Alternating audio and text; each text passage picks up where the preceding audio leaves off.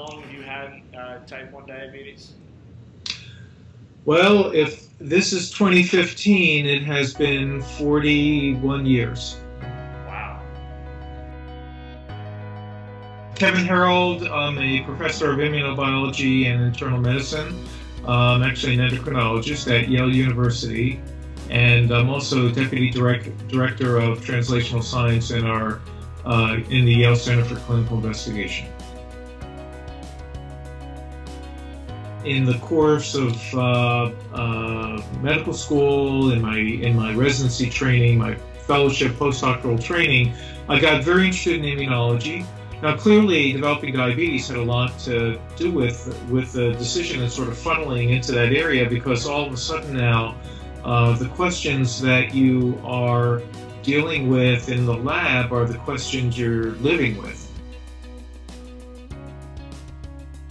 The major work that goes on in my lab has to do with understanding immune responses that lead to type 1 diabetes. All of it is focused on studies in patients. Sometimes we have to do the studies in mice in order to understand a concept or to get access to tissues where we can't get access in patients. But ultimately, the questions we want to answer are the ones that are happening in people. We also are very interested because, like I said, I was trained as an endocrinologist in beta cells, how they differentiate, how they function, and then how they get messed up by the immune response. The greatest pleasure, I would say, in what I do is that I can talk to families and I can tell them about work that we're doing in the lab that has direct relevance for them, where I think this is ultimately going to change their lives.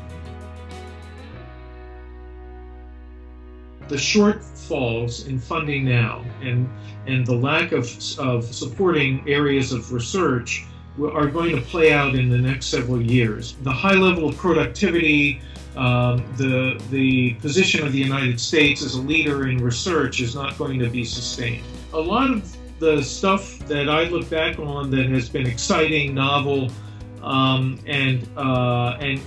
significant, and I include among that the clinical trials.